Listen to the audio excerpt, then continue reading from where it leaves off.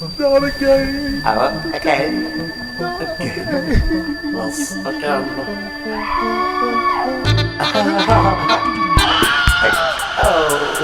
Hello, welcome to the Exploding Appendix podcast. Today we will be talking with artists and filmmakers, sculptors, painters, Daniel and Clara, as part of the ongoing Exploding Appendix interview series.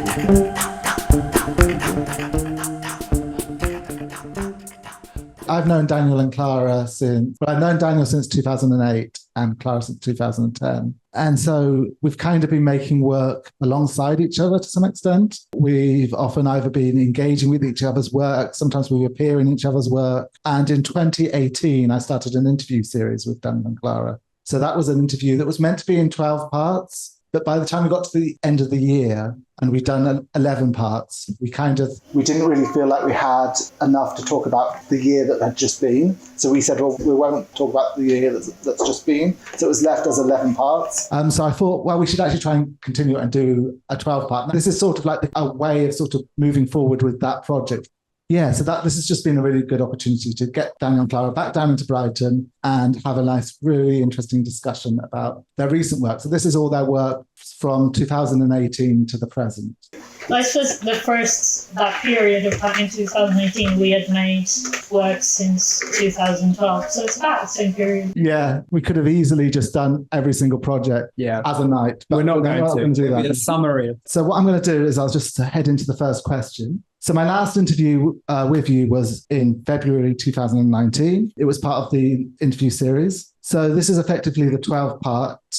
So looking back, it strikes me that the interview took place at a pivotal moment in your artistic development. When we started the interview, you were based in Portugal. The following year, you moved back to the UK and your work would shift from these sort of visually sort of alchemical, magical motion pictures, which really explored the potential of cinema, to your sort of current focus on the British countryside. Could you tell us a bit about the major shifts that happened during this period? I'll just kind of give a really quick summary of what happened before that. So we met in 2010 and we moved to Brighton together and we lived here for, I guess, a year and a half. And we made a feature film here. And we spent all that time kind of dedicated to this project. And after we finished this project, we had no money and we didn't know what we were going to do and how we were going to survive and continue to make work, because we dedicated ourselves to basically making art full time. And we decided we were never going to have jobs again. We were never going to just do anything except make art together by the time we'd finished this project. So we had this amazing opportunity arise to go and live in Portugal. And we had this house, a beach house, rent-free, that we lived in Portugal for about 6 years. So we went to Portugal, we were growing our own food and we were spending every day making our projects, and we made a huge amount of work, mostly moving image. For the first kind of 8 years of working together, we were really focused on making films and video pieces and some kind of video performances. And that's kind of what we were doing at this point when Bradley conducted this year-long interview with us. And at that time, 2018, we'd kind of concluded a certain period of experimentation, which was really taking a part of cinema and moving image to kind of really understand what it was, what its potential was as an art form, and I guess kind of create it in our own way so we could kind of, what we felt was, speak fluently through this media. At that year, we made a series of films, 100 films, called the Studio Diary series. And this, in some ways, was the conclusion of that period of experimentation. And once we'd made that, our kind of practice exploded beyond moving image, and we started making mail art, installations, photography, performance, and pretty much working across all media. So I think the interview was done sort of really focusing on where we'd been, and this new stuff was just sort of bubbling through and hadn't quite kind of happened yet. So I think much of what we've done since that point has been kind of carrying that sort of moving image experience and still working with moving image, but kind of expanding it out across all this different media. I would add that, when we were living in Portugal, we were in a way living in a kind of isolation. And we were very much creating our projects in a kind of self-contained moment. Sometimes we would go months without meeting other people. Sometimes we'd have friends come over and participate in our projects, but we were feeling kind of quite isolated during that period. And one of the things that happened in 2018 when we were doing this interview and our work was changing was we were feeling this desire to come back to the UK, to kind of come and exist in the world again and connect with other people. And that was part of what instigated that move. But we also had this feeling like we didn't really know exactly where we belonged and what our place was. And I think that part of what I guess you can see in all the work that we created since that move was motivated by this question of our lack of sense of belonging and what our place in the world was in many senses, both physically, geographically, but also in terms of... Almost like finding a location in multiple senses of the word. I suppose with every rupture, there's always an element of continuity. So returning to work, I was struck by the way this decisive break also had a lot of continuity with older pieces. So let's talk about, for example, Notes from a Journey. One of the things that surprised me is that for a film about landscape, it's sort of a deeply atmospheric film. It's a film about your journey to the Stone Circle in Avebury. It's such an atmospheric film that I increasingly begin to see it as a narrative film. Feels like it might be a ghost story or a film about sort of stone tape theory, as if something was haunting these stones, some kind of past memory embedded in the stones themselves. And like some of the earlier films, such as In Search of the Exile and Black Sun, I felt like it was challenging us to imagine cinema in different ways. So there's a strong use of color. There are moments when I was straining my eyes to see if I could see anything against what might on the first appearance appear as a sort of singular palette. And like earlier films, this film felt like it was still grappling with narrative, atmosphere, and the potential of cinema. To what extent do you see continuity and rupture in works of this period? I guess, every project kind of leads to the next. And in some ways, it's like, when we look back, we kind of organize it into these linear sort of moments of change when, you kind of go from doing one thing to doing another thing. And I think part of that is a narrative that we create to help ourselves move forward. So we kind of narrativize our experience, retrospective. It helps us orientate where we are, but also where we're going. And sometimes you want to put stuff kind of behind you so you can kind of focus on different things. But I think really it's just one continuous unfolding project. And I think actually it's not really operating in a linear way. We really see ourselves as artists who are exploratory in nature. Our approach is always of moving into places where we haven't been yet, or where we have questions, or into the unknown. And I think a lot of what our work is also offering as an experience is that kind of experience of creating a space where people can step into an unknowing. And our first film we made together that we speak about in the original interview was, we called it a motion picture exploration. It is because when we start something, we don't really know where we're going to end up. But we are using the creative process as really a form of exploring our existence in the world and going through that transformation. I think even with Notes from a Journey, the way that film kind of started, it took about 2 years for it to get completed. It suddenly wasn't what we expected it to be. I think it's really interesting that you quite often use the name a motion picture throughout your films. And that really gives it a sense of being connected with a very much cinematic tradition. Sorry, I'm so sorry to interrupt. Emotion picture. A motion picture. Motion picture, yeah. A motion picture. And then sometimes you also talk about yourself as moving image artist, which sort of brings us in quite a different tradition. And it's quite interesting how you flip between those two phrases. But I think I really like the fact that you often refer to your films as motion pictures because it gives a very cinematic sense of what you're doing.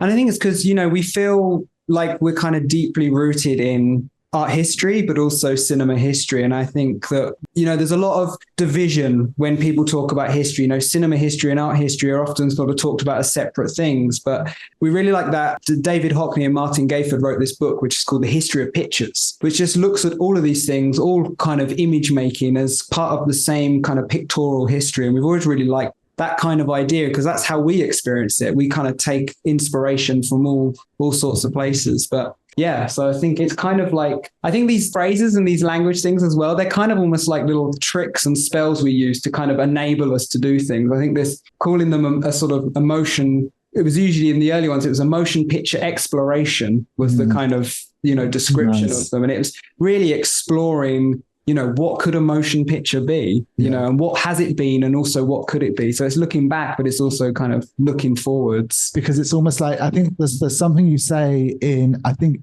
The Quest for the Cinema Rebus, you say, which is a manifesto film. And I think what there you sort of say that, the history of cinema isn't ended, because we get this kind of idea, which is sort of used in sort of like postmodernism, which is like, cinema is everything's been done. Nothing can be there's no sort of new original thing. Whereas what's really fascinating in that manifesto is that you're really open to the possibility of a future for cinema that hasn't yet been touched. And I think that's really interesting. We always tend to sort of define things by what they have been, but not kind of really look what the possibilities have been imagined. Yeah. Because like recently we've been thinking about, sort of remembering that there was very much, in the sort of 90s and 2000s, this thing that I felt like we kept hearing that, everything's been done, all the stories have been told, similar to all. There's only one story with, and I'm just thinking, we stopped hearing that, what's happened.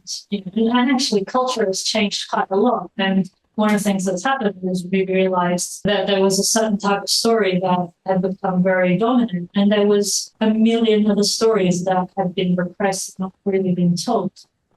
And those are now being given space and not all the one that's sort of lost interest. And I think it's kind of an interesting thing, because it's almost like it was there in the unconscious common saying, well, these kinds of stories are sort of dead and dark, and we need something new.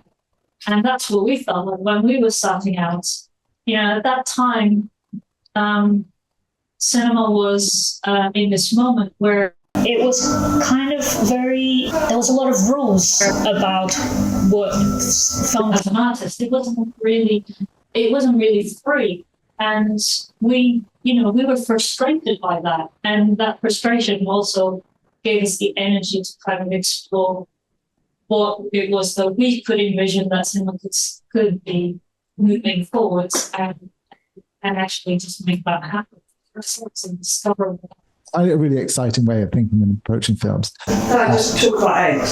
So that picture of eggs next to the tent, the camping eggs. Oh yeah, you're talking about revisiting. And Friday. Yeah, before that, I was thinking about narrative and thinking quite like narrative, which is why I find actually I really like abstract art. And I thought, why did this picture of eggs next to them, it just made me incredibly happy. Incredibly, like this kind of burst of happiness. And I just thought, I really, really love eggs. I think that captures something about narrative. Like some of the time, it's not clear what the narrative is, but you come away with an atmosphere and a sense that this is a narrative film. Yeah. And maybe even not just a narrative film, but almost like, I keep going back to ghost stories because I feel like these films feel like ghost stories, but you don't quite know why. How is that? And I think how was that configured and presented? That's the film. That's a still from a short film. It's 2 screens all the way through. So, and that's a moment where it was a film. It's called Revisiting. It's a film we made the summer we moved back to the UK. We went to Avebury Stone Circle, this was the second film we made. We made one while we were still away. We kind of visited and then went back to Portugal. But this is one of us returning to this place that had become quite significant to us for lots of reasons. And so we made this film about us visiting there. And this is, so it's in a kind of crude sense, you could call it a documentary, but we're all, and I think this is why it's interesting relating to what you're saying. What we're all always kind of exploring is subjectivity for us as the makers, but also creating something that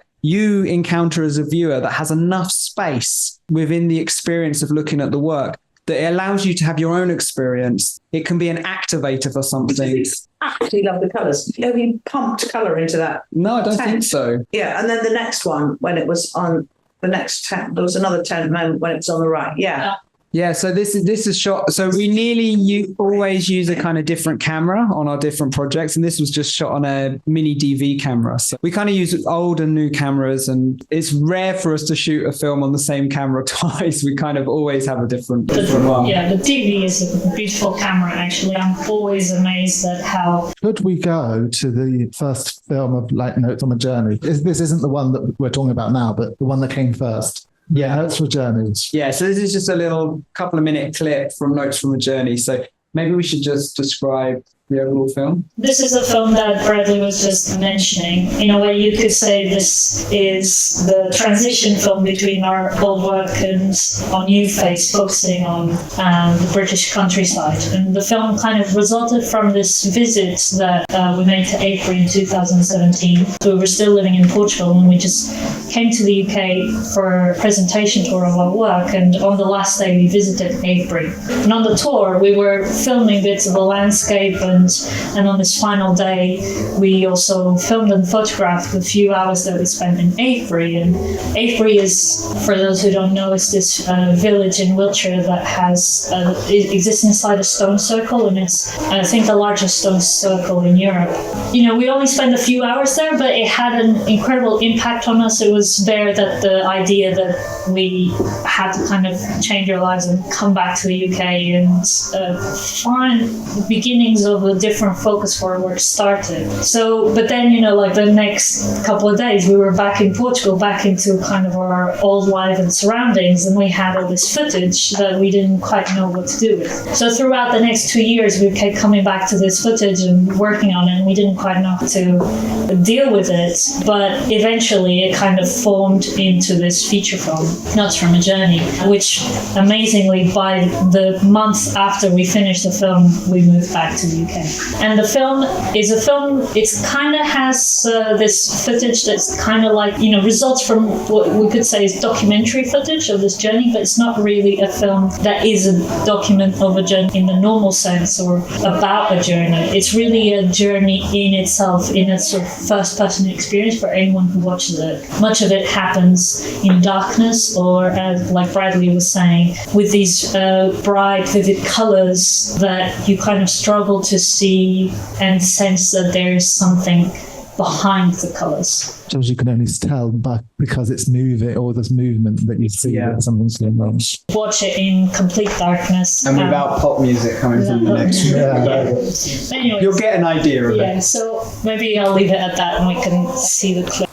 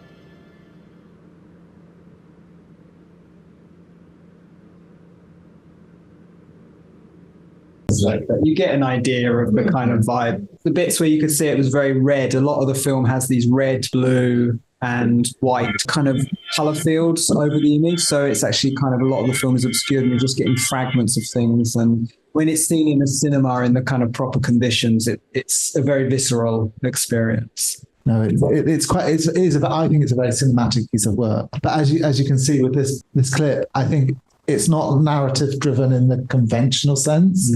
But it feels to me like there is something. It feels atmospheric. It feels like something's going on. And There's definitely a very strong motor. Yeah. I really like you have this theme of like fixating in it, like so the way that the camera's on this mound, like and it's constant on this mound. And I was thinking as you were watching, as I was watching it, that I would never, when I'm out for a walk, I'd never look at the same objects for that.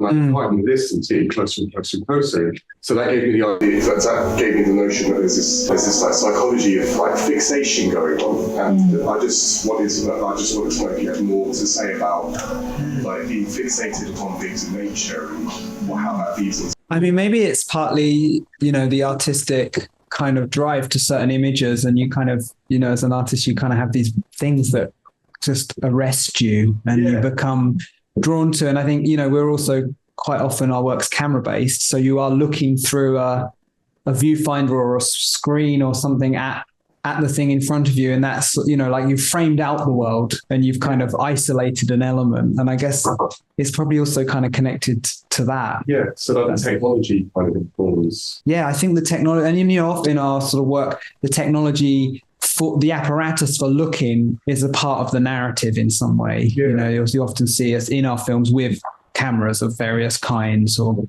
I see here that Polaroids. Yeah, exactly. So, yeah. Was that last piece shot on DV? No, it was shot on an HD camera. Yeah, just a cheap DSLR. That kind of the camera affects the film. I think cameras carry with them a kind of psychology, and they carry with a physicality. Like every camera you hold in a different way. And we always kind of feel like, the old movie cameras, from the sort of 1940s are these huge things that you have to have several people to operate, often on some sort of giant track and trolley kind of thing. And they kind of come with this sort of, industrial army mentality of making films. But then at certain points, cameras kind of got smaller and got liberated from that. And a whole kind of different psychology came into cinema because of that. And I think it's kind of constantly changing. If you shoot something on your phone, it's a different psychology than if you shoot something with like a camera that sits on your shoulder. And so we often kind of play with that and allow the technology to also shape what the film becomes. You said it in cinema, so do you think, because obviously with things, it's not that new, but things like the Blair Witch and Cloverfield and things like that, do you see that what you're doing in a way is following along that kind of those developments yourself, but in a more kind of abstract way? Or do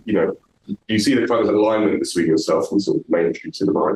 We don't really see a difference between mainstream cinema or experimental film, artist film, avant-garde film from like 1920s. I think there's things that were being in the 20s that you could say then Blair Witch Project carries on in the 90s. And we kind of just time travel through the history of pictures and whatever speaks to us or interests us or obsesses us or fascinates us, we follow. I think the great thing about art is it always exists in the present tense. If you stand in front of a Giotto, it's like happening to you right this moment now. If you look at a film from the 1930s, if you're watching it in the cinema, it's happening to you now. Even if you're watching on your phone, it's happening to you now. Yeah. And it's like there is, of course, the world has changed around you, but you can still have a direct experience between you as a person and this thing that can either be amazing or not. It can be many things, but it's always in the present tense. And I also think, which is sort of completely unfair, it has to kind of justify itself. And I think there's a sort of odd analogy that people who've had like the worst childhood experiences and everything are still expected to be socialized in the way that's kind of unfair. It's how it is. It's the same with films. And I saw this film today called Seeds of Sacred Fig, and he's an Iranian director. He's been repeatedly in prison. And now he's had to escape, and it's got huge sort of plaudits. The actresses who were in it are now in hiding, blah, blah, blah. And it's fiction, and it was all shot in secret in Iran. And there's lots of actual footage of, when we were demonstrating about And I kept sort of reminding myself that it was shot under these very, very particular, insane constraints, which, you know, when I worked at BBC, you know, we didn't. But somehow it was proud to engage without you acknowledging those restraints, if that makes sense. It has to, whatever the rights and wrongs, obviously this director who wrote it, directed, produced it under these impossible conditions is an absolute hero. But it has to work on its own terms, doesn't it? And that's almost what you're saying. That's what's exciting about film, is that you can't make excuses for it. It has to read for the viewer in whatever way it does. I like what you said about kind of using different camera mediums through lens. You know, what we watched recently, Bird, and the use of the child filming nature on the phone and then projecting it, and then you, the viewer, watching her lens, seeing it through the phone as well as like projected image. And then the phone lens, and then the lens of you watching her, and then the lens of her putting it through a projector to then project it onto like a window on top of the image of the outside is a really beautiful way of like using that, and how that like medium was so liberating for a very, very working class, extremely impoverished child to be in contact with art. It's really lovely, like layers to it, and then her like interpretation and your interpretation of what she's seeing as well is very. Well, we've been working together for 14 years, and our collaboration started with a conversation about possibilities of cinema and thinking about what kind of artists we wanted to be. And that very much moved into action and into making a project together from these ideas kind of just materializing and finding ways of working together. And from the beginning, I think it was there, and it was the thing that allowed us to kind of carry on for these 14 years. It was that we just, whatever idea or thought or feeling or experience that we had, it didn't belong to us individually. It was something that we put on the table that the other one would also get excited about and would contribute, work, change. And it was just this thing that belonged to the both of us that we were both kind of working for. It meant that we were both invested together into this thing that was more than each of us separately and more than the two of us together somehow. We often used to talk about it as being this third being that we're in service to. And we really, to this day, we see ourselves as that, as servants to the work that we're doing, and that we both benefit from so much. It enriches both of our individual lives and our life together. And you can't really disentangle from each other like what is one or what is the other. We're both just in this mishmash entanglement of a life and of an art life. So decisions are always made together. A lot of things are about, continuous conversations, finding the right parameters for the project, finding the right structures and plans that can set up more creative freedom, because essentially that's the thing that we're always looking for, and ways for us to work in the most intuitive and responsive way as possible, and following what we're excited about. So then there's always this constant backwards and forwards. We never really argue because... I was going to ask you about that. Yeah, no, if one of us is unsure about something or if we have different ideas about what something would be, for us it just means actually we haven't got to the right thing yet. There's still more. There's still, what's the thing that we still haven't thought of that we'll both go, yes. I think that's so interesting. It's like an editor. When an editor sort of says, oh, are you sure about that? And the artist is like, I always have slight doubts. Or, yes, I'm really sure about that. So you're like editing each other, and one of you might be probing something that is separate from you. Yeah, I guess it kind of, it could be like that. I guess we just see it as this sort of external thing that has kind of come through both of us, but it exists over there. And we're just discovering what it could be.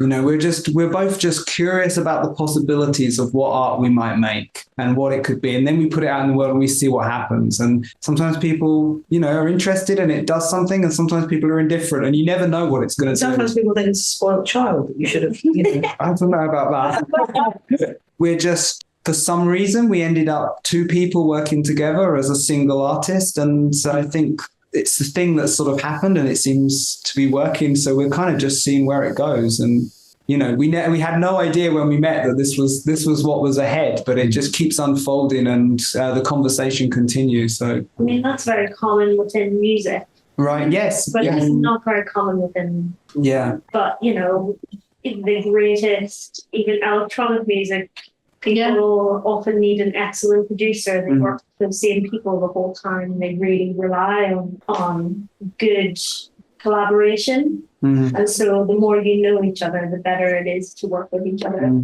But they're right, you know, Christo and Jean-Claude obviously really, really saw each other as. Yeah, I think probably the difference is most of them are romantic couples, whereas we are collaborating, we're living together and working together, but we're not a couple in the romantic sense. We often think of ourselves as like art monks. We're in service of this other thing, you know. It's not God, but it's the art.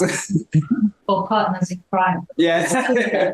So Notes from the Journey was part of a series of projects called the Avebury Imaginary. And one of the main shifts we see in your work is a new focus on very specific locations. And this focus is no longer simply film and moving image. There is a collage-like feel to these later works. The Avebury Imaginary also includes letters, small-scale modeling, photography. How has the shift to landscape influenced the way you engage with the physical form of documentation and its different mediums? We often talk about the move that happened between that early work and the work that we're talking about today as being like, in the beginning we were looking inwards, and a lot of the work was about exploring these mythical or inner kind of visions and fantasies and dreams. And the work that came after was about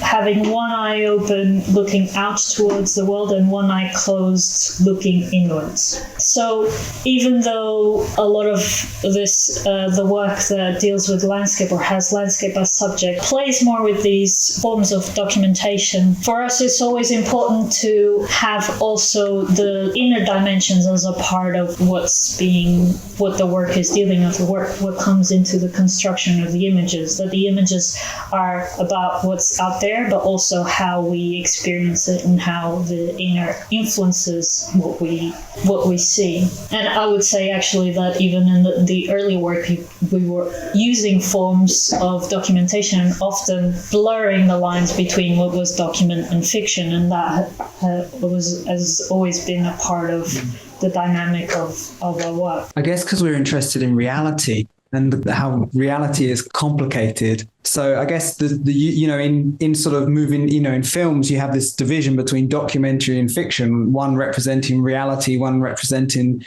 sort of the imagined reality.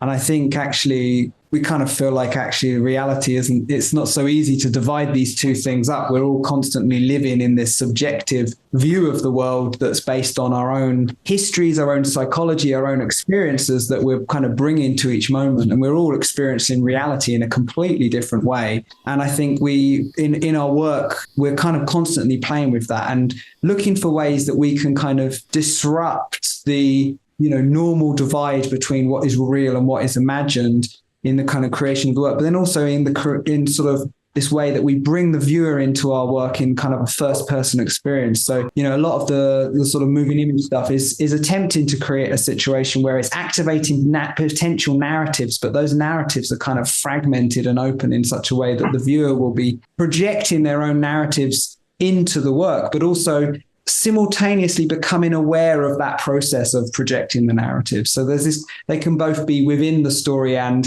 aware of their own story making processes at the same time. And we sort of started by playing that in the moving image, but then when we started expanding into sort of other things like mail art, was another way that we would sort of expand this thing that would sort of operate in a different space, outside of the cinema, outside of the gallery, and go out into the world. And, people would receive these letters through the post, and they would be fragments of narratives that they would be narratives about us, but they would be sort of something that they would experience, and they would become part of their reality too. And, I think this is really kind of one of the ongoing threads through our work that kind of comes back in different ways at different points. So this clip is clip of 2 of Revisiting. So this is the film that has the theme, and it's the film that we made the year that we moved back to the UK. And we wanted to go and revisit Avebury and see what it would feel like to be again in this place that had this great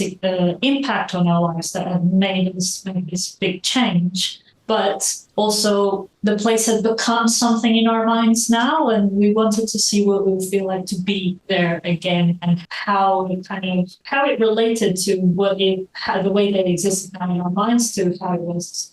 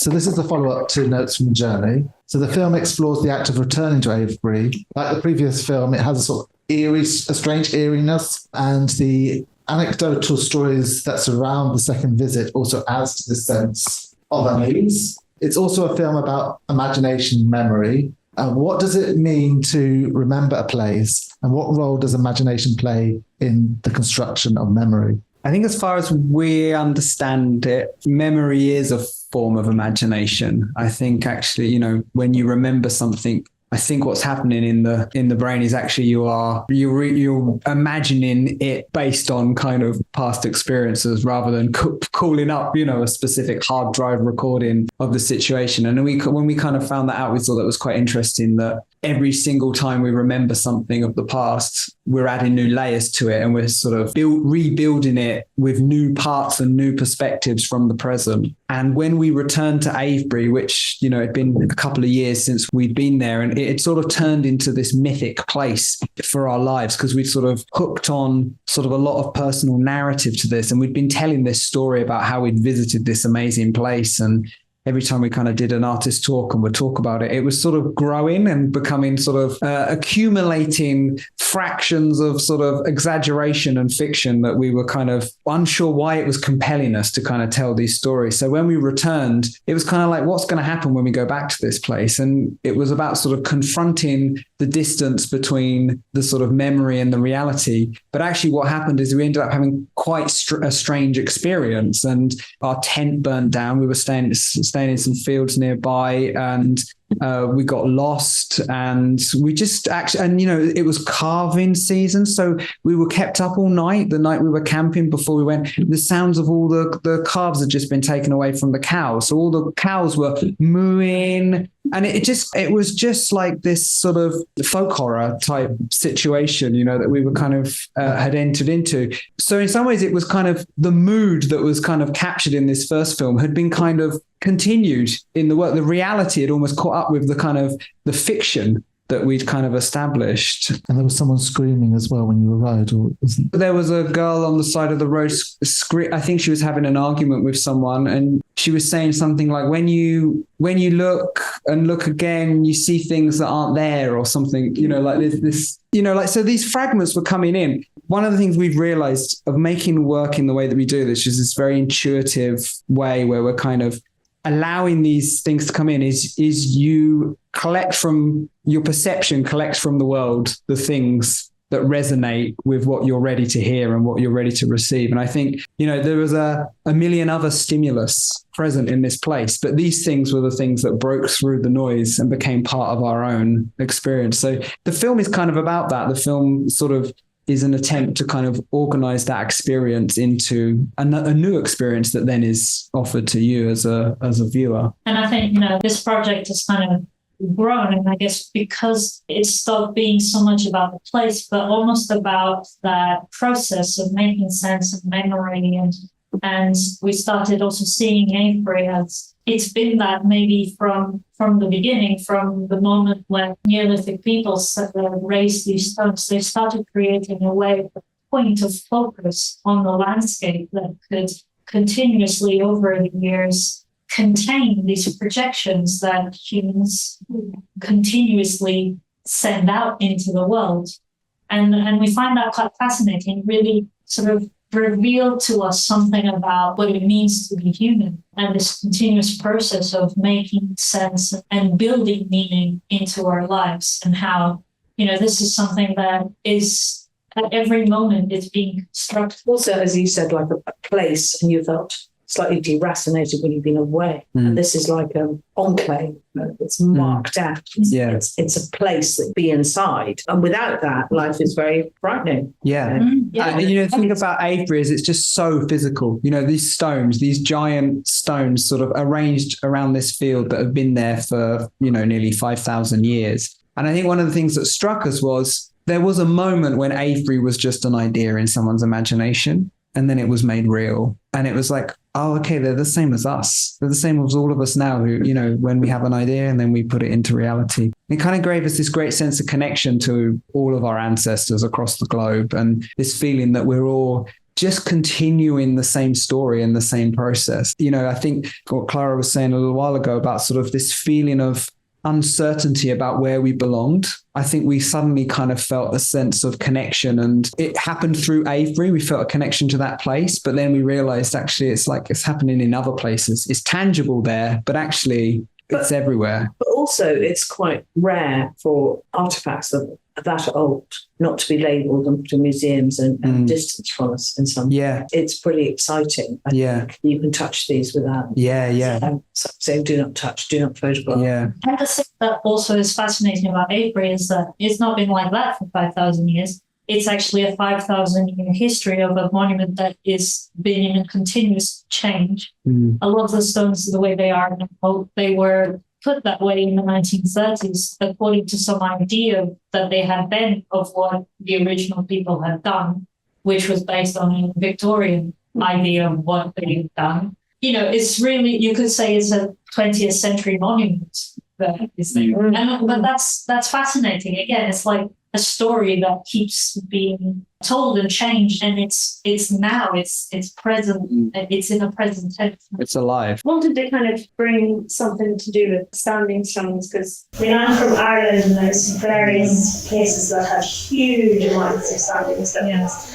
And, when I moved over to England in particular, there's these several places which are restored or preserved and seen. And I have found, particularly in the south of England, particularly around Brighton and Grace, there's big movements of kind of New Age spiritualism, and I was fascinated by that idea in general, particularly growing up in a culture where spiritualism and the Christianity, the Catholicism is deeply rooted in still quite Celtic tradition. And I read a book that my sister gave me last year by an Irish language linguist, and it's called 32 Words for Field. And he is documenting, it's kind of like an ode to dying language, and he's documenting all these different words for field, but then there's all these different old Irish words for stone,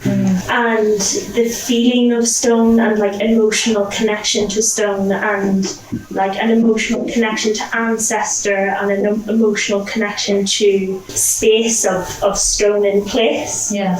I think what's so fascinating about kind of New Age spiritualism and the kind of feeling that I think people get very emotionally around stone circles is this sanitization and loss of that ancient connection. And I see that particularly in England, because a lot of these areas have been completely lost, just having been built over, or superstitions have been lost for preserving and things like that. And the book 32 Words for Field was like one of a really beautiful depiction of how when we lose language, we lose that connection as well. And the modernism of language retracts us away from the connection to landscape and land.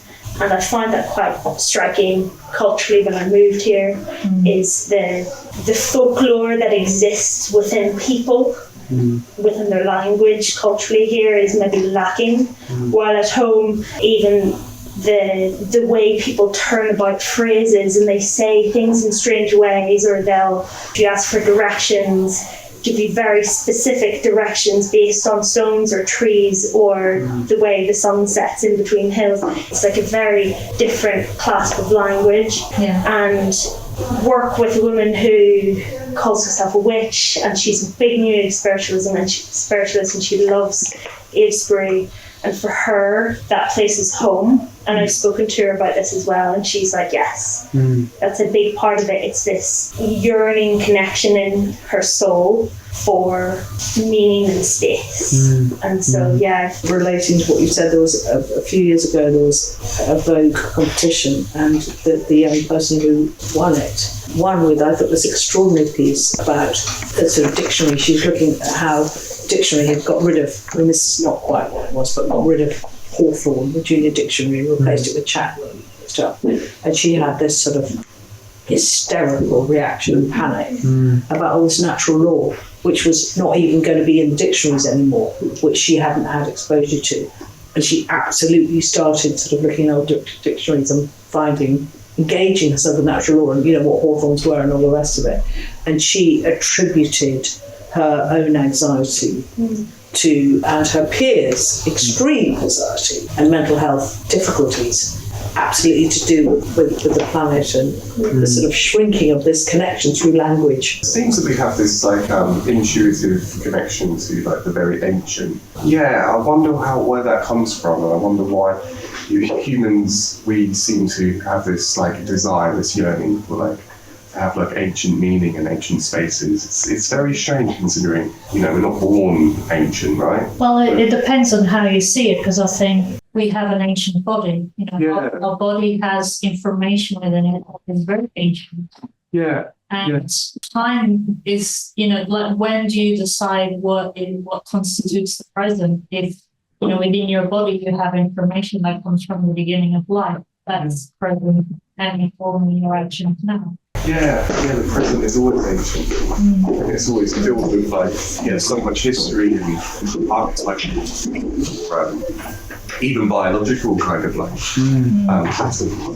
And there was another book I read, which was another kind of nature book, and it was called To Speak for the Trees. And it was by an American Irish woman, quite a tragic upbringing, but she was brought up by her family in County Kerry in a Gaeltacht area. And part of her book is where she has an Irish alphabet at the end where the words for tree are also all aligned to the old original language in the standing stones that were carved in lines.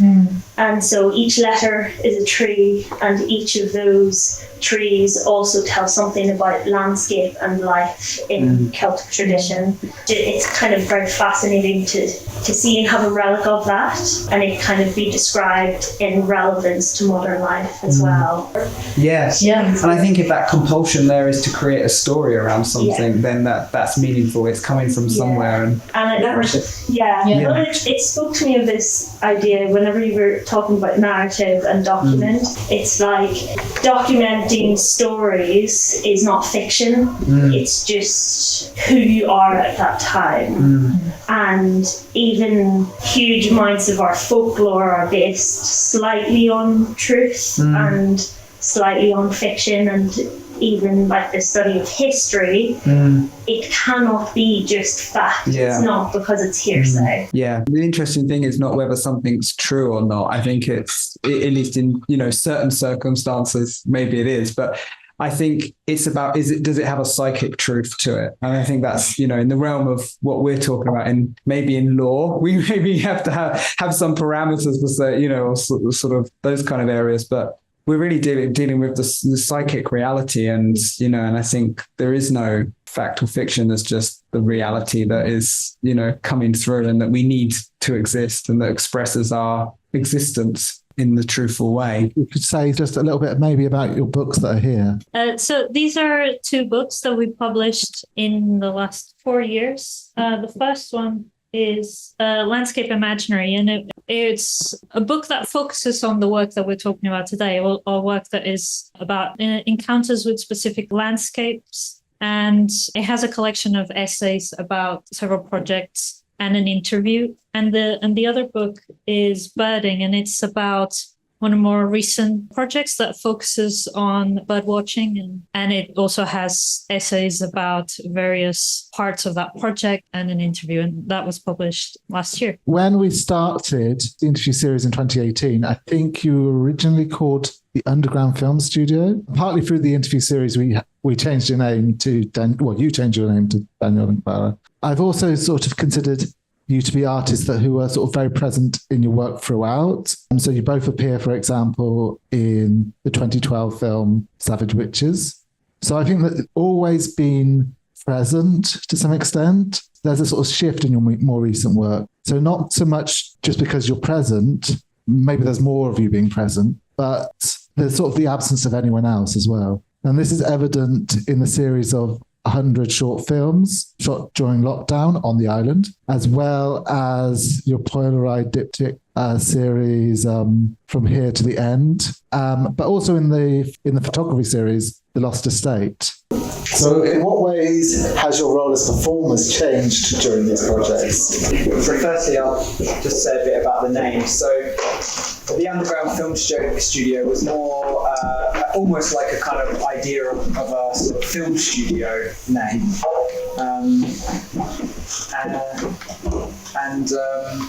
We kind of, I guess we were sort of thinking about a sort of production company for our early work, but actually the name change that really happened was we used to use our surnames, but then in the year that we did the interview, we stopped using our surnames. And I think that kind of grew from a period of therapy and sort of personal transformations that were happening while we were in Portugal, where we were kind of dealing a lot with our family history and our kind of personal baggage that we were carrying, and we wanted to kind of release ourselves from that.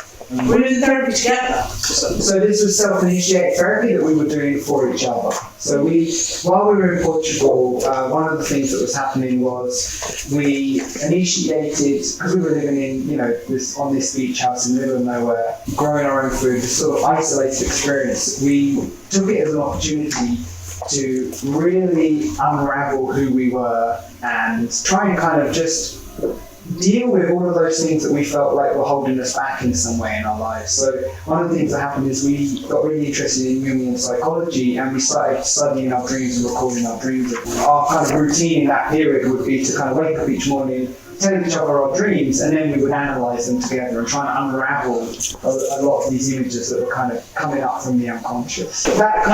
So that kind of process of sort of just digging into, you know, the sort of the idea of who we were individually, who we were in relation to, you know, as soon as you start digging into this sort of psychological stuff, you start thinking about your family history, the kind of traumas of the past that go back to sort of ancestors that you haven't even met and how they might be carried on through the various generations. And we just wanted to kind of release ourselves from those as much as we could. And part of that process was changing our names and simply becoming Daniel and Clara. And we no longer use our surnames apart from on legal documents. But, you know, in our identity now, we really both think of ourselves as Daniel and Clara. And it's very much sort of how we see our kind of movement through the world. And I think that transformation that happened in that year, I think was that sort of year that's now quite well documented through your interview was a moment when I feel like actually we fully kind of came into our own. Not that our work that we'd made up to that point wasn't our own, but I feel like something happened where I feel like we really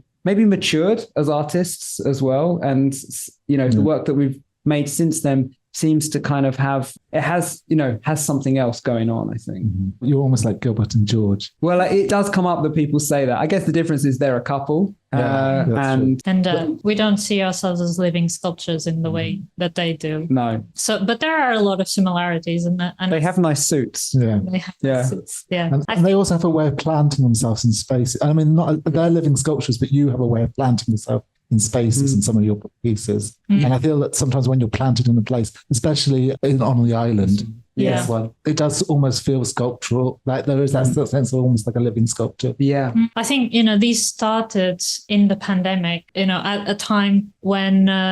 Gorgeous. Thank you. Sorry. No, that's at all. Especially to say they're gorgeous. I think that image, I just think it's really, really cool and arresting and particular and original. So this is a video. So, you know, when the first lockdown happened, we happened to be on this island on the Essex coast called Mersey Island. We had been living in London for a few months, just having returned to the UK. We had lost the place that we were staying in, and we went to Mersey where Daniel has some family. We were staying with family. We were thinking maybe for a couple of weeks while we tried to find a new place that we could live in and come back to London. And then suddenly the lockdown happened and all of our plans for the foreseeing future sort of evaporated. And we didn't really know what was going to happen. And we were temporarily stuck in this place. And as you will all remember, something was happening at that point that we never really expected would happen. So many things kind of suddenly changed. It was extremely chaotic. And suddenly we were finding ourselves, you know, watching the news every day, which is something that we never do, and hearing Boris Johnson talking about death tolls and everybody's lives and routines change from one day to the next. It was a really anxious moment, and there was this illness going on, which at that time we also still didn't know how it was. You know, I remember seeing this image of trucks full of dead people going through the street in Italy, and it felt really apocalyptic. So in the midst, while all that was happening, we suddenly found ourselves in this beautiful rural place where there wasn't that many people. You know, Mersey's quite well populated, but there's also a big part of the island where there's just fields. So in that moment when we had this only like 1 hour of time per day that we could come outside, we would go walking along these fields where there was no one. We couldn't even hear cars or planes. And it seemed like all human activity had kind of stopped and humans had evaporated and they only existed through the TV. So in some ways, it kind of felt like both terrible and beautiful and amazing at the same time, this great paradox. And we started doing these walks around the island and taking that 1 hour time to sort of go down this route, down this lane towards the beach and through the fields back home, and doing that same circuit like over and over every day. And as human activity disappeared, all of our attention was being pulled towards these landscapes that we were in. And it was springtime, and it was a beautiful, warm, easy spring that felt totally incongruous with everything else that was happening. And the birds sort of took over the kind of action and narrative of the landscape. The way that the trees and the hedgerows were blooming, and it's almost, we felt like we could see them grow day by day. And it just felt kind of like this glorious spring. You know, like we felt like our attention was being trained by this repetition, this continued attention, and having been fixed in this place, you know, whether we liked it or not. And it felt like a great gift. That's how On the Island started. We wanted to capture something of this. And in a way, like all of our films, as you'll know, Bradley, up until this point, they were, you know, quite complexly edited, both visually and sound. But with On the Island, we've sort of like stripped everything back to the bare essentials. And we had an iPhone also for the first time, and we thought we would use that. These were just the most simple videos that we've ever made, just these documents about 1 minute long, put on a tripod, and then we would walk into frame and just stand there still looking and listening to the landscapes around us for about a minute or two with a sync sound, which was also something that we had never done before. And we did this for a bit, and then we decided to set ourselves this task of continuing this for a whole year and documenting that whole experience. And it was kind of a life-changing. It was a repetition that kind of became a ritual of being present and paying attention to things that we hadn't been able to pay attention to before. It's really interesting to watch them all together as well. Did you get a sense of a season happening? Yeah. All the different seasons happening. And then so in a way it builds a narrative by watching them all together, because you get the sense that you're actually, there's something going on, even if it's very sort of, it is just people just standing in different places on a different day. Yeah. We were starting to kind of explore the idea of different narrative structures that were kind of not human narrative structures, but like using the seasons, the movement of, the turning of the planet and things like that, as how could that becomes the structure. The start and finish is dictated by the course of a year or, something like that. And so I think this project was the first time we'd used a whole year as the narrative form. And they were being released on Instagram sort of as we were making them. So I think it was probably a couple of weeks through the year. And then at the end, they were presented as a single video piece in exhibition. Yeah. Is your practice predicated, given you're not romantic partners, on always living under the same roof?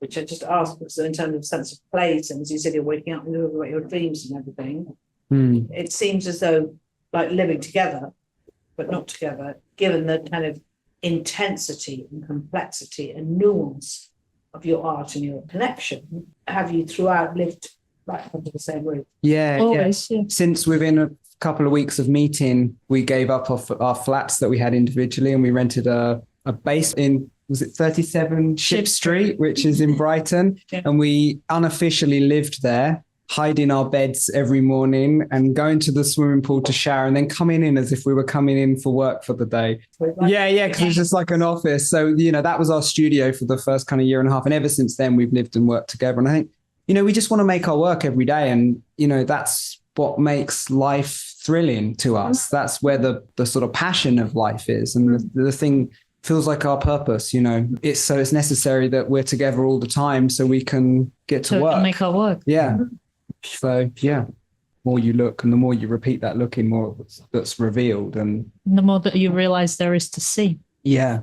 I mean, I think one of the things that happened from making this project, spending that year walking quite often the same routes again and again, and, quite frequently staring into hedgerows and, looking at the same patches and almost visibly seeing the changes happen. We felt like we put down psychological roots for the first time. And I think we never really felt like that in, when we lived in Portugal. We always felt like it was sort of this temporary outpost on the coast. But somehow this sort of observing and this kind of being present and looking, and maybe because of what was going on in the world, in the bigger narrative of things, it did create this psychological connection in a way that was, we're still living there. So yeah. So shall we show I'm playing, how do you pronounce En plein air. En plein air. Play a bit of the film. So this is a film that we made. This was a commission from the Slow Film Festival, which is a festival that used to take place in Mayfield, which is in Sussex. in Sussex. East Yeah. So it's like in a small village. This was the autumn of 2020. So, this was the first time we'd left the island during this whole period. And so we hadn't at this point been anywhere near anybody. We hadn't worn masks. We hadn't been out of the island.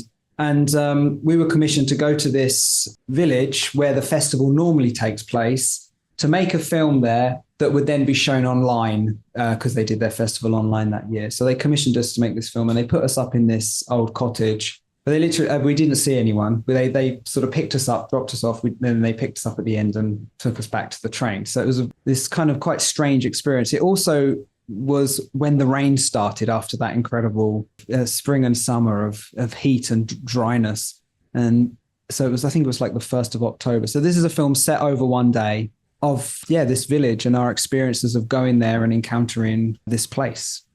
But I think very much infused with the anxieties and the psychology of being out in the world during that weird time.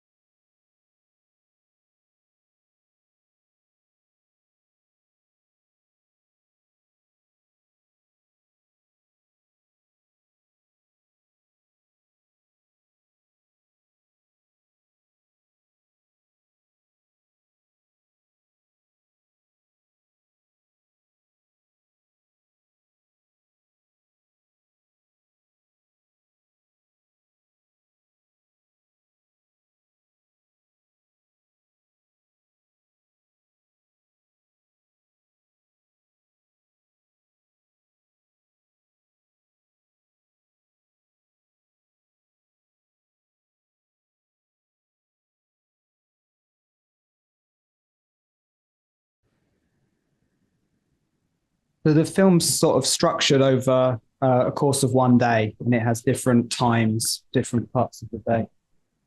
So it felt for me like the film was doing two things at once. So on the one hand, it was a kind of phenomenological film exploring the sort of subjective experience of place. On the other hand, it felt, like most of your films we've discussed so far, there was a real sense of like horror Why is it that when you start exploring the sort of lived experience of plays, that we end up experiencing something that feels like horror?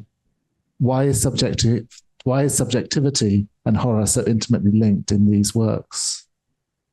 Well, I think as Daniel was saying, some of the atmosphere and the actions that happen in this film have to do with the things that we were experiencing at that time, and they very much were growing from us, responding to being in that place.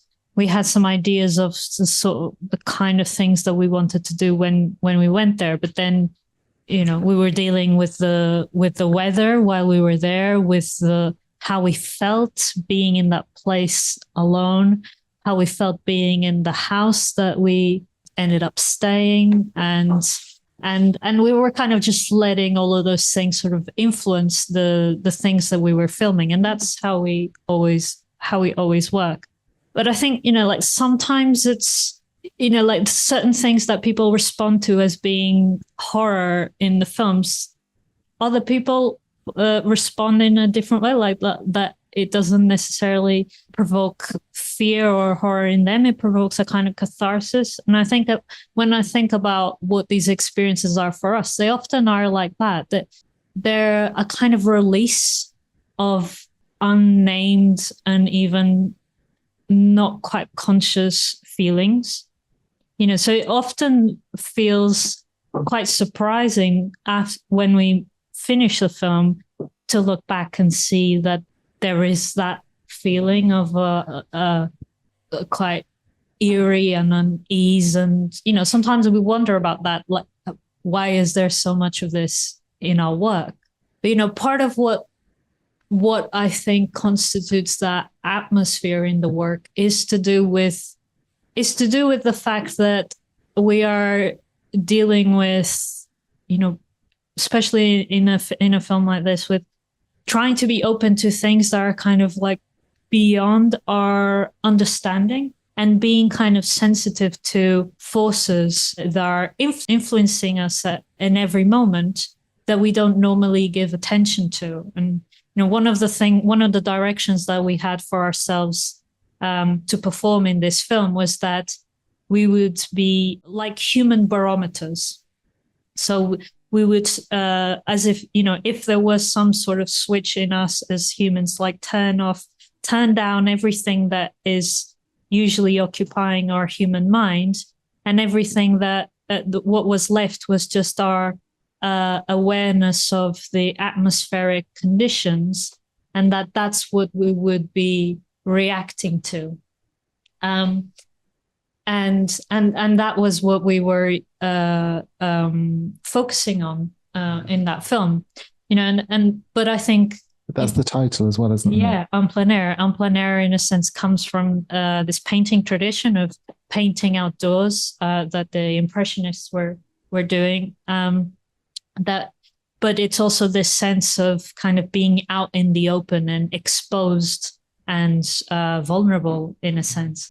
It's in our culture that everything that was somehow a sort of solid foundation has been broken apart, and I think in many ways quite rightly.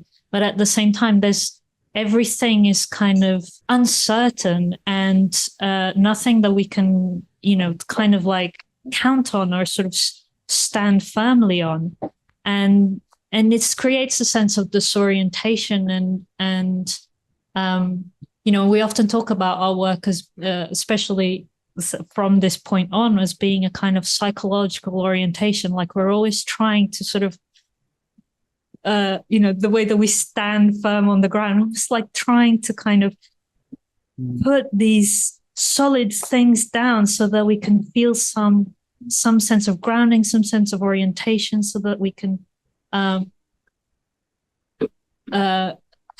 something solid. But then at the same, but actually maybe what we need to do is also just feel at ease with that, with navigating all these unstable reality that we're living through, or also could say unstable world and unstable society. Mm-hmm. Yeah.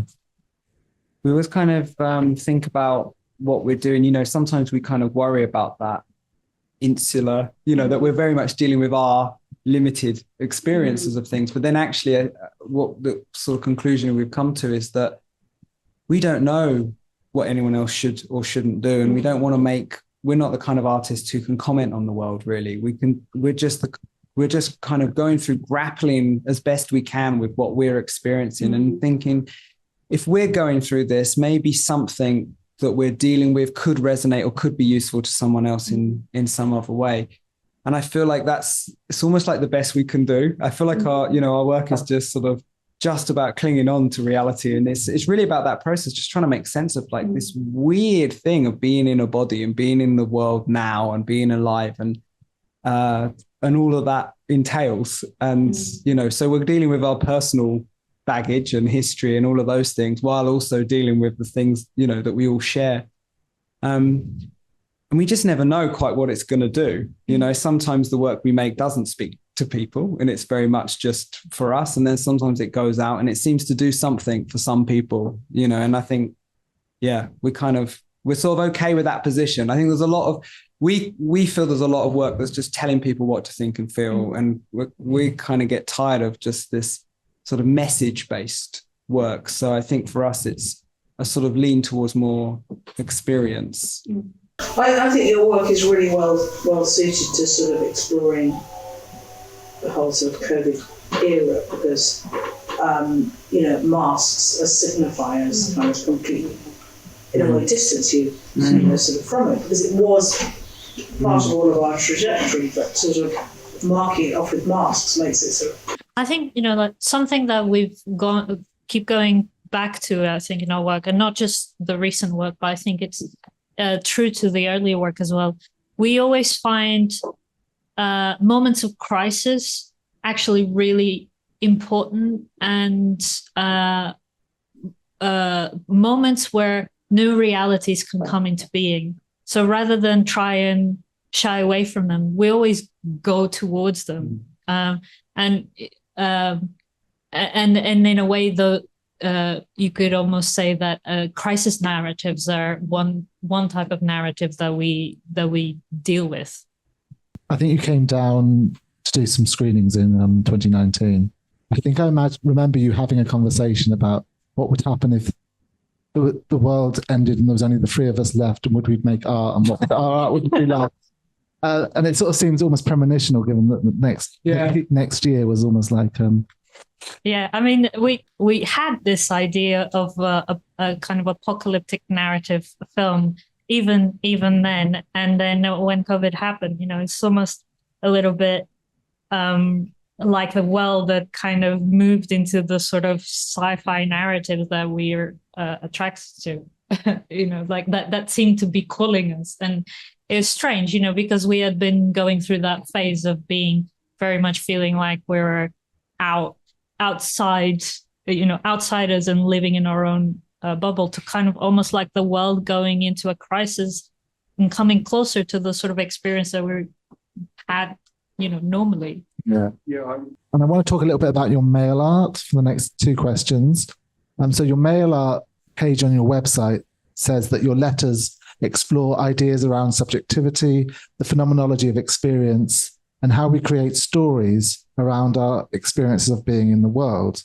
So, and I quite wanted to sort of hone in on that sort of idea of like phenomenology of experience or subjectivity, because usually when we think about subjectivity, we're thinking about like a first person perspective. But in the Avebury letters from 2024, we have stories told from the perspective of the Stones. So let me read a section from letter 10. I've seen all these things and more. I can feel what you feel, but I can also feel things beyond your grasp. The turning of the earth, the streams of dying stars, the ache of blank silence, that is the void beyond all things. You placed us here to align yourselves with the movement of the world, to glimpse beyond the human sphere to a bigger story. But time and time again, you are taken over by fear. Let it go, let it go.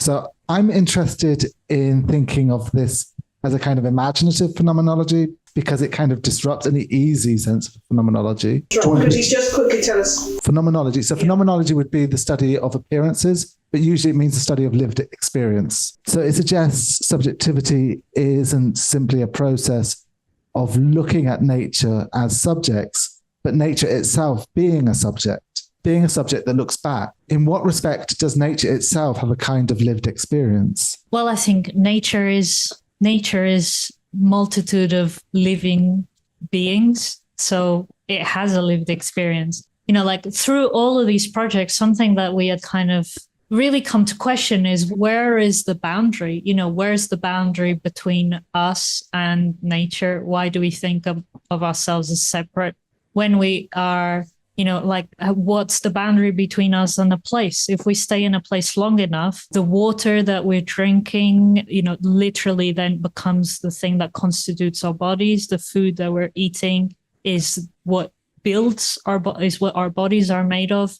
The air that we breathe constantly is creating the energy that we're using for everything that we think and feel and act, and the effect that we have on the world. So all of those things just started planting these questions about, like, what's the limits of us and these things that we normally consider as being separate. And I guess like this goes back to something that I was saying earlier about a lot of what these works are really exploring is, or trying to articulate, is the interconnectedness of things that we normally consider separate, the outer experiences and inner experiences, the inner world and the imaginative realities and feelings and thoughts are impressions of, the trees, the rock, the landscape, the sun, and the things that we normally consider outside of us. It's interesting that you were saying of phenomenology being a kind of first person experience, but something that is a sort of imaginative leap into another's position in time and space is part of a first person subjectivity. I guess like that was the position from which all of these thoughts came. And then the way that the letters came was really through us, after having been engaged in feeding the Avebury that exists both in us and out there, being able to give a voice to taking this imaginative leap to the standpoint of the stones and the time space that they occupy and what they might say of their observations of us. It reminds me of Tim Engel, the anthropologist. You heard of him? It was really amazing. Tim Engel. His writing's quite conceptual and describes how it all lines, we're all bundles of lines, and there's no beginning and no end. Yeah. And he talks about the meandering erosion of the riverbeds and equates that to a shared journey. It spoke to me of this. I read the book. It's called The Human Planet: The Making of the Anthropocene. And it was kind of it was the guys who created the term of Anthropocene, ecologist perspective, and I'm looking at the day-to-day interconnectedness of all things. Mindset of a geologist, which is so far even beyond a physicist, which is looking at rock and earth and mineral and time in such a space-out, blown-out way. But their theory was very much based on recording of time through rock. And their idea of a new epoch came from the permanent reading of the Earth's crust.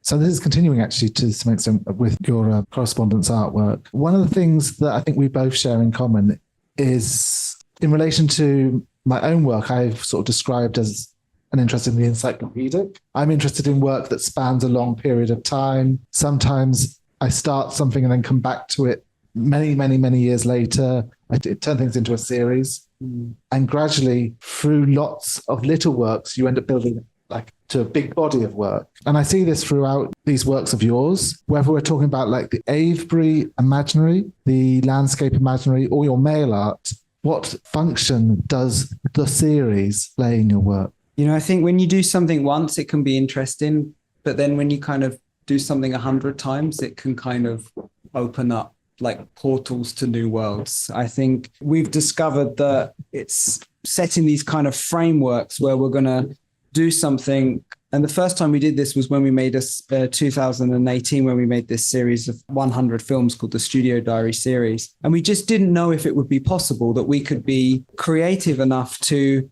make 100 films. These were films that were created, shot, invented, shot and edited and released online in a single day. And we just didn't know if we could do that. But we kind of set ourselves this sort of framework to do it. And it kind of like opened doors within us because we were under this kind of pressure, and we created this kind of system that we'd set in motion where new possibilities emerged that we could not have got to just by thinking up ideas. It had to be kind of put into action. And we found this just sort of thrilling and exciting. And I think ever since then, the series has become a really important framework for how we do things. So everything we create now is either a series with a kind of fixed number or, so we've got several series of 100. The letter series operate in 12 letters sent monthly through the year that people can sign up to receive. So each month they get a letter as a part of a series, and they're often on different color paper. So that's the red letters. There was actually 13 of those ones, but there'll be this kind of framework that we operate in.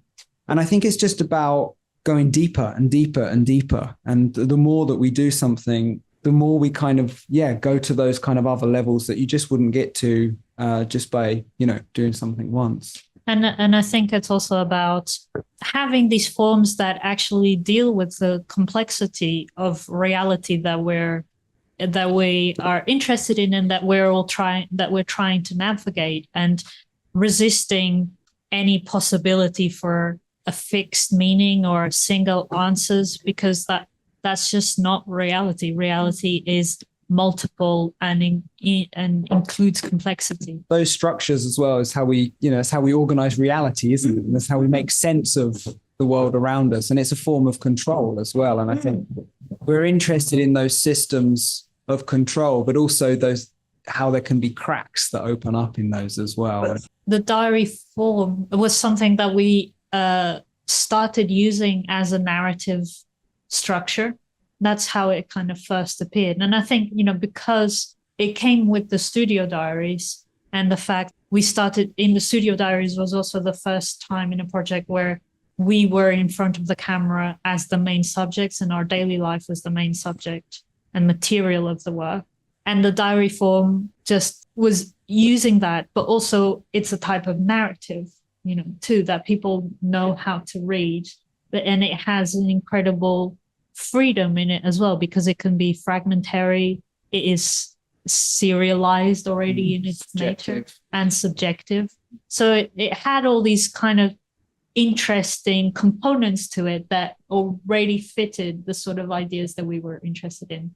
And in a way, a lot of the work that comes after always, I think, takes something from this diary narrative and structures in a different way, by, for example, focusing on the year or focusing on letter writing as a form of diary. Is there a Cornish piece? Is that? There's the Cornwall Diary, which was also another thing that came in the pandemic. We had one of the things we had this planned trip to Cornwall that was cancelled, but we set up a tent in our garden in Essex and took an imaginary journey to Cornwall, and we wrote a diary of what happened then. That exists as a book, and there was a performance too. Birding is another encyclopedic project. It's one that really explores the gaze in relation to birds and bird watching. One of the films in the series, When I Look at You, I See Myself, creates a shared gaze between myself as a viewer and the peregrine falcon. And it felt to me like a completely intimate experience. It creates this sort of shared gaze that makes the bird feel incredibly present, even though it's a film. What makes it kind of eerie is that it's a silent film. So it is so intimate and so present that the absence of sound sort of disrupts the experience and reminds me that it isn't really happening now. Twitchers and is it a bird? So they take sort of taxidermied birds and bring them to life. These two really play with artificiality. In what ways do you see these birding projects challenge the way we gaze on animals? In what ways does this blur the distinction between the real and the artificial, the living and the inert?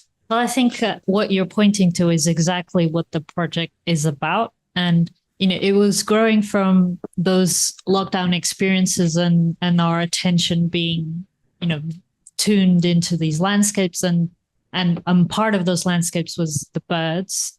But, like at a certain point when this project kind of came into being, we sort of took it upon ourselves this challenge of learning to birdwatch, learning to identify the birds that we were seeing. So they weren't just these, just blurs across our kind of view, but actually sort of directing our attention and trying to learn who these creatures were that were in this landscape. So in 2023, we kind of started the year with this challenge that we'd go out every day and learn to identify the birds, and we'd go bird watching for at least an hour every day.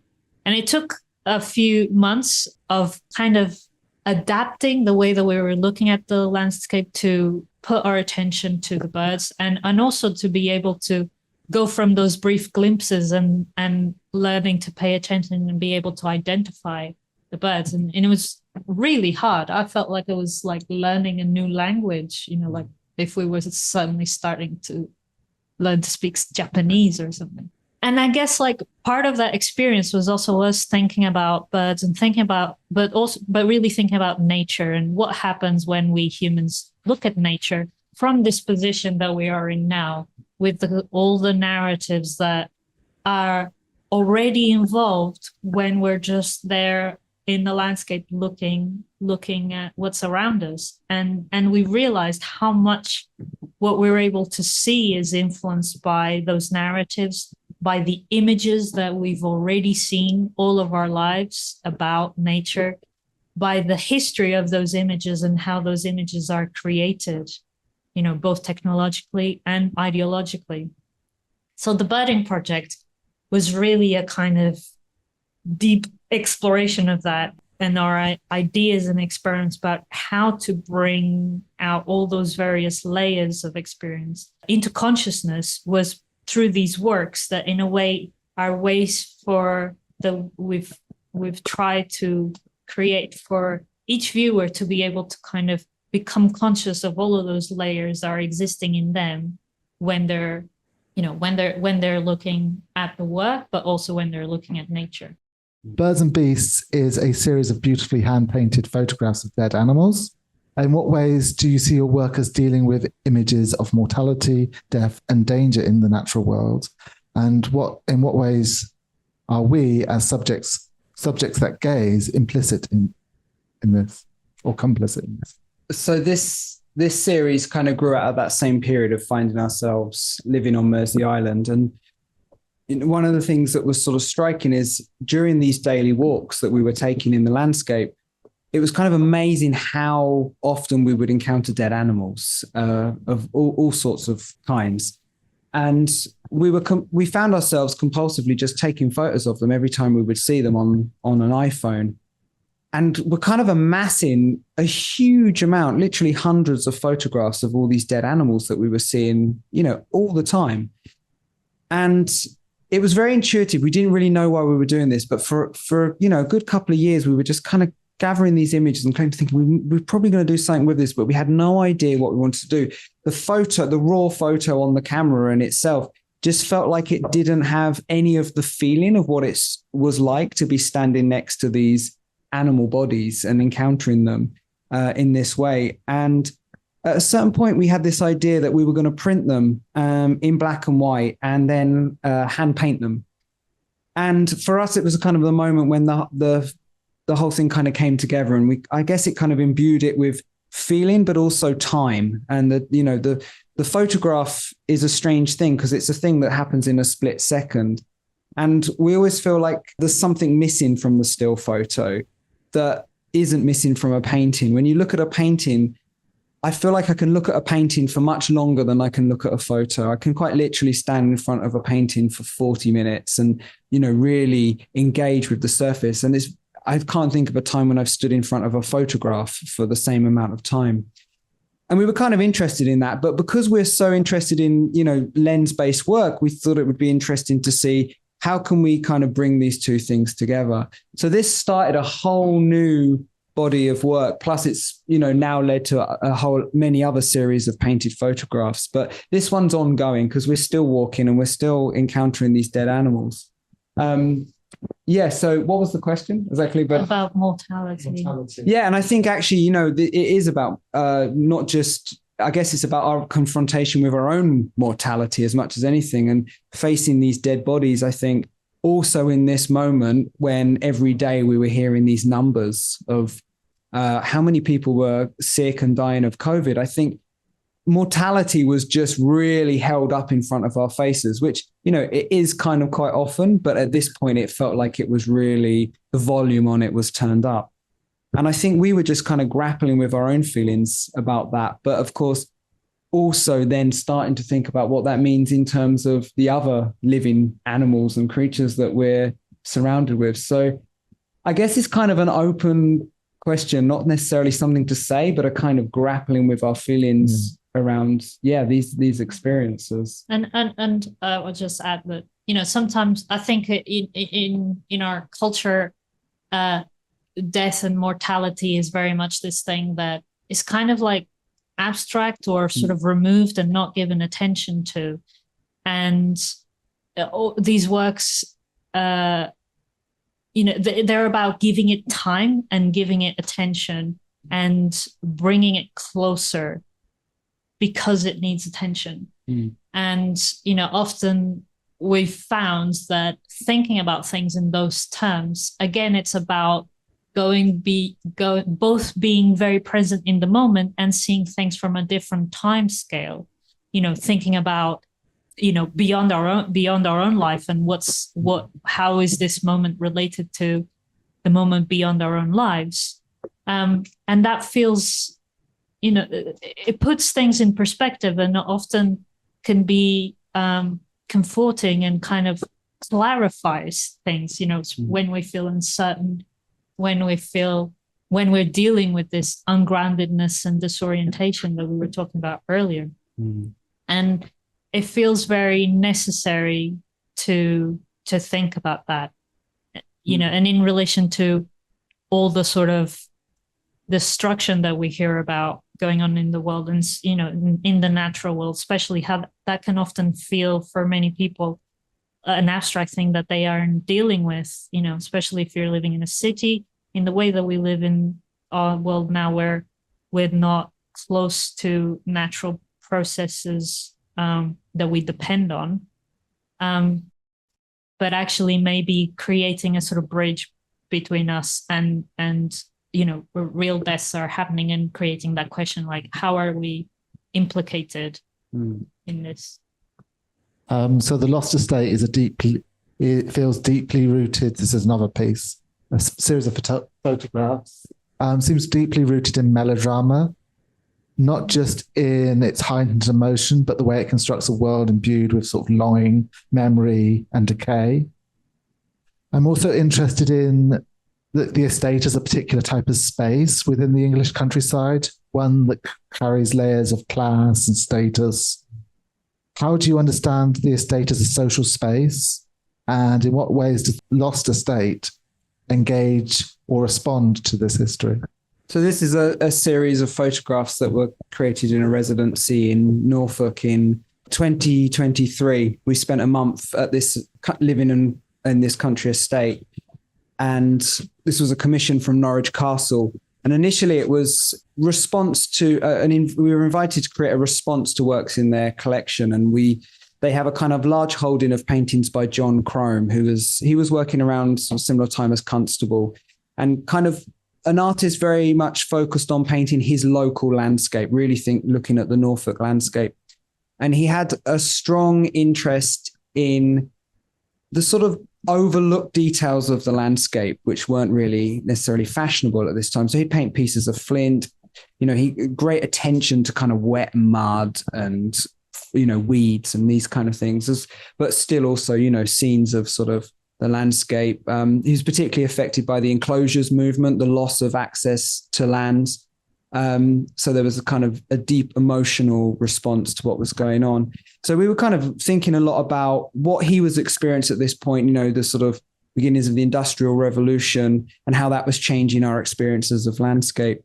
And kind of looking at that and then thinking about our relationship now, in the time of really a climate emergency and how we're kind of, thinking about our relationship to the world around us. And what we created was this series of pictures, there's 12 pictures. There's kind of these imagined narratives of these encounters between these humans and this landscapes of this estate. And I guess kind of dealing with really the sort of using the visual language of painting, but in a kind of performative and photographic way. We were interested in narratives about relationship between humans and nature, and something that had kind of come up in our work that we've been more and more conscious of is thinking to the narrative of Adam and Eve. And I guess because, we'd by now been making quite a lot of work where it's the two of us alone in a landscape, and this kind of echoes of a sort of Adam and Eve and the sort of ideas of paradise, Garden of Eden, sense of belonging of home, but also this being expelled. And in a way, this narrative where it really is a whole situation is set off where humans are separated from nature and they're bound in this relationship where there is a a bad situation is kind of set up. And I guess like that narrative kind of infused the sort of images that we ended up creating in this work. And I think is in a way a kind of a boundary of a landscape where the whole landscape is kind of managed to fit into an idea that serves humans, is there to serve humans, is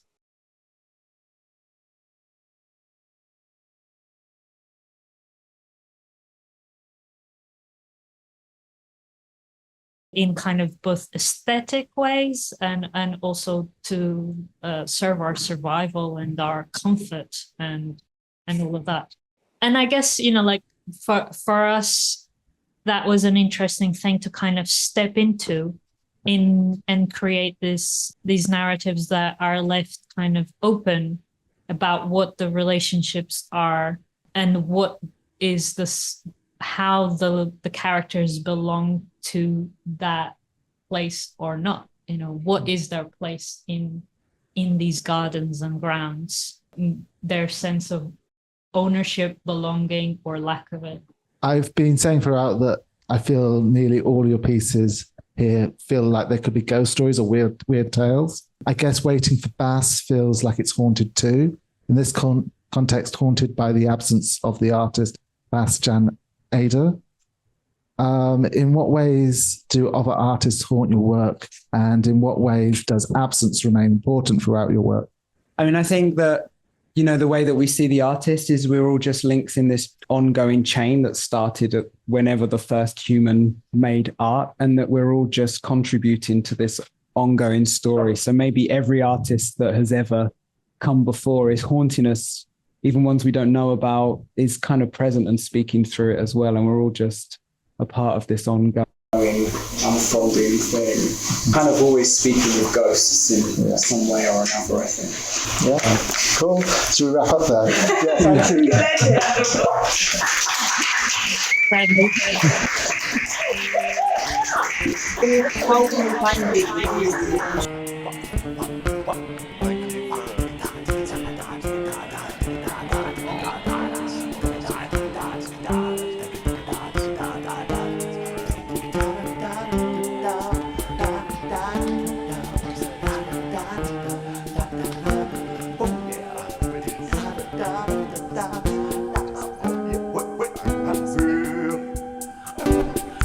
Yeah.